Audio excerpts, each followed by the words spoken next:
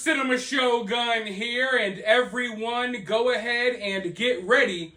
We are going to be talking about UFOs and aliens a lot today.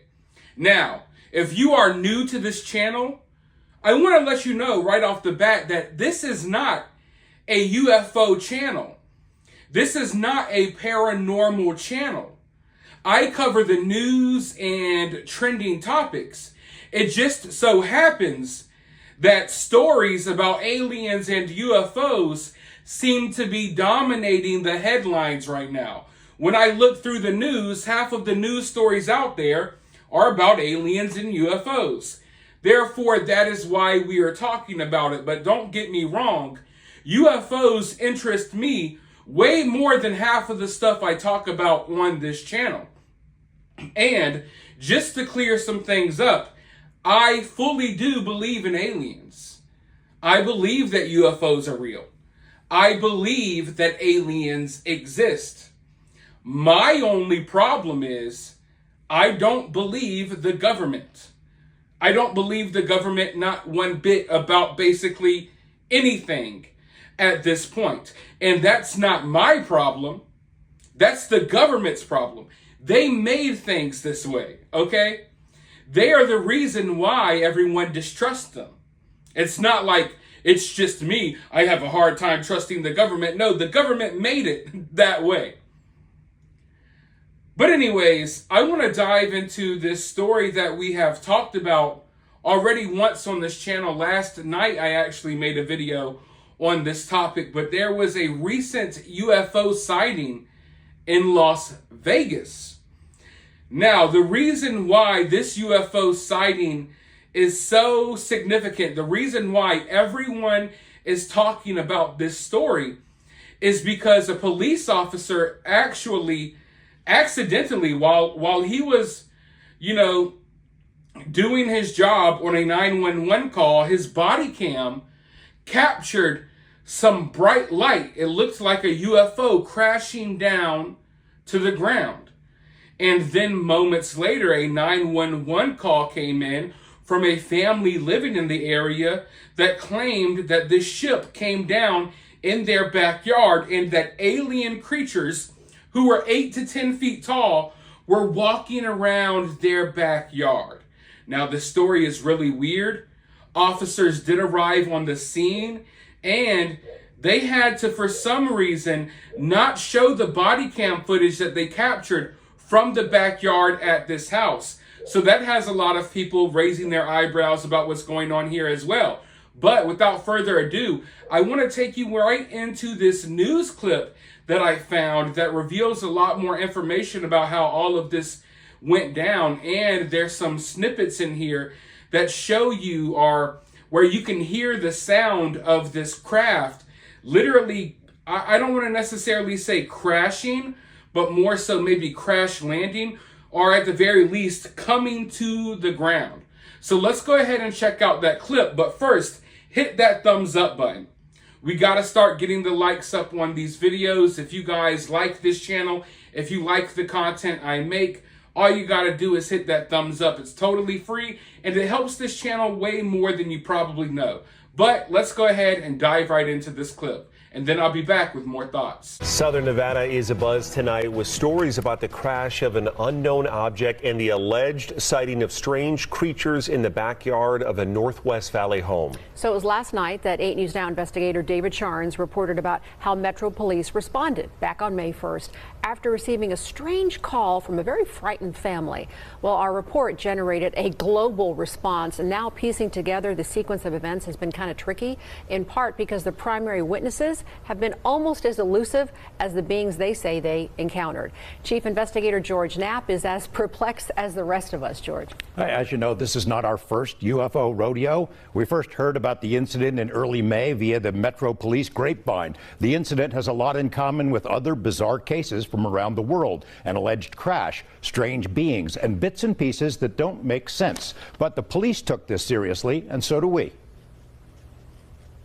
Just before midnight on April 30th, skywatchers across several western states saw a bright fireball streak through the heavens. A police officer working in the Northwest Valley caught a glimpse of the colorful object on his body cam. At nearly the same time, a Ring camera in the area recorded a strange noise and what sounds like a crash. One family living in a ranch-style home had a much closer view of the object. Two brothers and their father were working on a vehicle in their yard when they caught a glimpse of a sparkly object as it came crashing down, then were hit by what they describe as a shock wave. One of the witnesses, a young man named Angel, has stated when the brothers looked into the yard where the object landed, that spot was obscured and blurry, as if by unknown form of camouflage. What they saw next prompted a frantic call to 911. So there's two people or two subjects that are in your backyard? Correct, and they're very large. They're like 8 foot, 9 feet, 10 foot. I don't know. They look like aliens to us. Big eyes. They have big eyes, like I can't explain it, and big mouth. They're shiny eyes, and they're not human. They're 100% they're not human. 8 News Now investigators have spoken with family members multiple times in the past 4 weeks, but each of the 3 times we accepted their invitation to do an interview, they didn't answer the door or their phone. These are some of the claims they've made in other public forums. Multiple family members backed up the story in an initial police report we obtained. Angel says they heard the patter of multiple feet in the yard. They later heard footsteps on their roof. They saw one of the 8-foot-tall creatures climb behind the controls of a large front loader stored in the yard as if trying to engage it. He got a good look at one of the creatures, he said, a greenish-grayish being with large eyes and long legs. He says he could hear its deep breaths, and when he locked eyes, he was, in essence, frozen in place, couldn't move. In the middle of the yard, where the object had crashed, then vanished, a circular impression was left in the soil. Okay, where is this on your property? Metro sources say the police dispatcher initially wondered whether to send a crisis intervention team to help the troubled witness, but then took the incident seriously. 2 officers arrived 38 minutes after the call, and by then had heard from other officers. They proceeded cautiously and managed some nervous laughs. I ain't dealing with that. A few days later, the family says 2 Metro sergeants returned to the scene to ask follow-up questions. The family says they also saw men in suits and sunglasses driving in a car with government plates cruising slowly past the house in the following days. Nellis and Creech have denied any interest or involvement with the incident. Metro has indicated they believe the family that something crashed in their yard. But what? Someone else has access to it. You know, you mentioned, George, in that piece that, they were frozen because so many people have been critical of, like, why didn't they get their phone out? Why didn't they shoot the video? Do we know if there's even any video of this incident? Yes and no. So there's a surveillance camera in the backyard. The property owner keeps that because he's got a lot of expensive equipment there. What we were told is that at the moment this thing comes down and crashed, this camera went out, and it was out for a couple of minutes. When it came back on, the object was gone, but the circle was there. We've been told by Angel in multiple phone conversations that he shot video of the creatures. We haven't seen it, and we don't know anybody else who's seen it yet, so maybe he'll release it at some point. It's getting a lot of attention. Yeah, all over. All right, George, thanks. Okay, now like I said in the beginning of this video, I have no problem whatsoever believing in UFOs.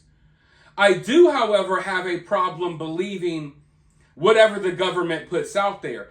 And as someone who has looked into UFOs for basically the entirety of my life, I know how hard the government, how hard the powers that be have gone to cover this type of stuff up for years. You know, back in my day, a story like this would never see the light of day. Yeah, you may read about it on internet forums, you may hear about it firsthand from someone who was there, but this type of stuff would not just be aired on the news.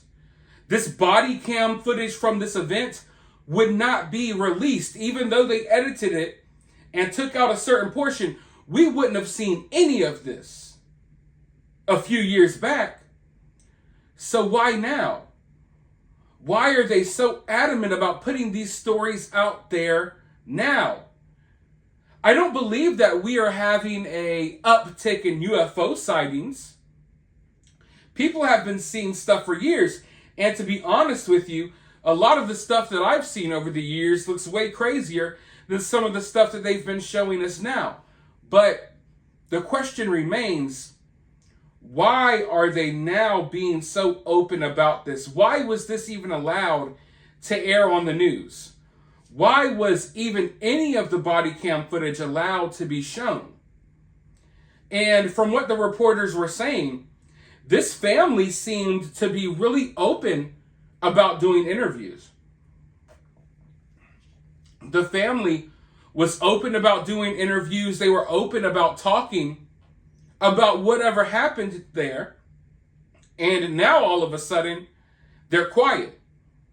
They agree to do interviews, yet when reporters show up at their house, they don't answer the door.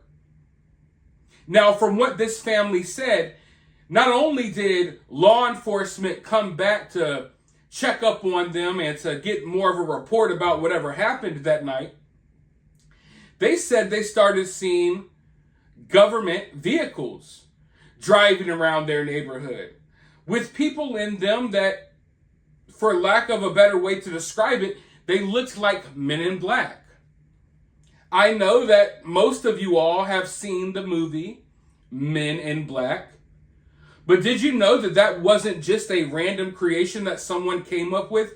The Men in Black, I don't want to sit here and say they're real, everyone, but they're real.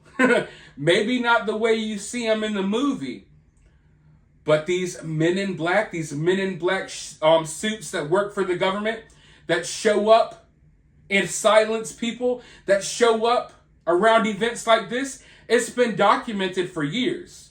It's real. Now, my question is, why was this family open about doing these interviews? Obviously, they were open enough to call 911 that night. Why, if they were so open then, why are they being quiet now? This is when I wish the true crime community was here. If this was a true crime, those internet sleuths and those people would be harassing this family, getting down to the bottom of whatever is going on here. You know what I mean? So it's like, come on, true crime people. We need you here on this UFO case, okay? Koberger is behind bars. There's no big true crime cases for y'all to talk about right now. Last time I checked, y'all were spending like a week tracking down a junkie on her junkie journey across America with her boyfriend as she stole stuff from her friends and sold cell phones for drug money. You might as well hop on this UFO case and let's get to the bottom of what is going on with this family. Because I really want to know why the sudden radio silence. Have they been threatened? Have they been told to no longer speak up? Or did this story just gain so much momentum, this story went so viral, that this family doesn't want to deal with it anymore? A lot of people don't understand that. I see it happen in news stories all the time. Sometimes these news stories blow up, or maybe even a social media post blows up, or something goes viral and the people behind it, or the people who are involved, they don't want anything to do with it. It's one thing to get some views on your video. It's another thing when you got thousands of people reaching out to you, harassing you, and bothering you. So maybe that's why they went quiet. At the end of the day, though, it's like, this is one of those tough situations because some people may want to write this family off as if they're just pranking, they're lying, it's a hoax. But we know for a fact something happened that night. Even if this family is lying, which I don't necessarily think they are, something happened that night. The police officers know it. The people in this town know it. It was captured on the body cam, so we know something happened. We just don't know what. So, in my mind, I'm thinking like, what? Did y'all see this crazy event and then y'all decided, oh, now's a great time to do a hoax. Now's a great time to do a prank. I really don't think that's the case. I really do think there's something to this story. I'm just not sure what. Is this evidence that UFOs and aliens are real? Is this some sort of psyop that has been put out there to distract us? You know, everyone seems to think that a lot of these news stories that come out are distractions. I don't necessarily think so, because I'm someone who's able to pay attention to multiple things at once. And I think this uptake of talking about UFOs and being more open about aliens and spacecrafts, if you will, it's way more than just a distraction. They're trying to get you ready for something. They're trying to desensitize you and to get you ready for something. They're trying to normalize UFOs and aliens and the talks of UFOs and aliens to prepare you for something. Now, are they preparing you for an alien invasion? Are they preparing you for the day that aliens come out and let it be known that they're here amongst us? Or are they preparing you for something else? That's the question that's on my mind. Let me know your thoughts about this, though, down in the comments. While you're down there, hit that thumbs up, hit that subscribe, ring that notification bell, and I'll talk to you all in the next video.